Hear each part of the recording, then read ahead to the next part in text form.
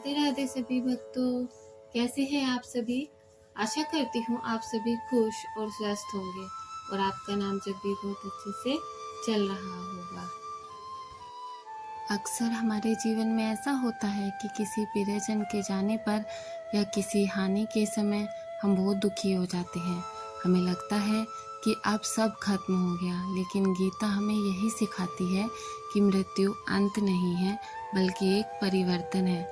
जैसे हम रोज रात को सोकर सुबह उठते हैं, यह भी एक तरह की मृत्यु और नया जीवन है। या जैसे हम पुराने कपड़े बदलकर नए कपड़े पहनते हैं, आत्मा भी उसी तरह शरीर बदलती है। श्लोक 29।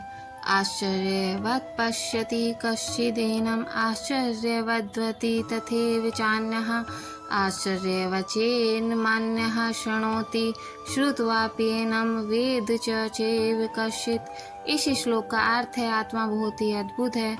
कोई उसे आश्चर्य की तरह देखता है, कोई आश्चर्य की तरह उसके बारे में सुनता है और कोई समझने की कोशिश करता है, लेकिन वास्तव में बहुत कम लोग ही उसे समझ पाते हैं।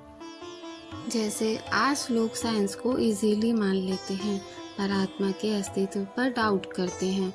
पर गीता कहती है, आत्मा न दिखाई देती है न नष्ट होती है, पर वो है और हमेशा रहेगी। इससे हमें समझना चाहिए कि हम केवल शरीर नहीं बल्कि आत्मा हैं। श्लोक 30।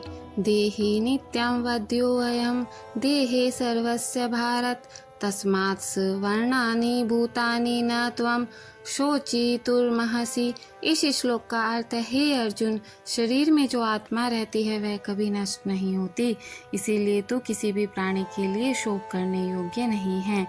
जब कोई हमें छोड़कर जाता है तो हम बहुत दुखी होते हैं, पर आत्मा तो केवल शरीर बदलती है। इससे हमें सीखना चाहिए कि लोगों से अटैचमेंट छोड़कर कर्तव्य पर ध्यान देना ही सही मार्ग है, क्योंकि आत्मा जीवित है, केवल शरीर बदला है। श्लोक 31। स्वधर्मपि चावेक्ष्य न विकम्पितुर्महसि धर्मादि युद्धाचिरयो यत् क्षत्रियस्य न विद्यते। इस श्लोक का अर्थ है, हे अर्जुन, अपने क्षत्रिय धर्म को देखते हुए भी तू विचलित होने योग्य नहीं है, क्योंकि धर्मयुक्त युद्ध से बढ़कर क्षत्रिय के लिए और कोई कल्याणकारी कर्तव्य नहीं है। भगवान श्री कृष्ण यहाँ अर्जुन को समझा रहे हैं कि प्रत्येक मनुष्य का स्वयं धर्म अपना कर्तव्य होता है। क्षत्रिय का कर्तव्य है धर्म की रक्षा करना, अन्याय और अधर्म के विरुद्ध युद्ध करना। इसीलिए अर्जुन को युद्ध से पीछे हटना उचित नहीं है। जीवन में भी हमें अपने कर्तव्य को पहचान कर साहस पूर्वक निभाना चाहिए। जब हम धर्म और सत्य की रक्षा के लिए कार्य करते हैं तो वही सबसे श्रेष्ठ कर्म होता है। श्लोक 32। यदृच्छया चोपन्नं स्वर्गद्वारमपवृतं सुखिनः क्षत्रियः पार्थ लभन्ते युद्धमीदृशम्। इस श्लोक का अर्थ है, हे पार्थ, क्षत्रियों को ऐसा युद्ध अपने आप प्राप्त होता है जो स्वर्ग के द्वार को खोल देता है। ऐसे युद्ध को पाकर वे धन्य होते हैं।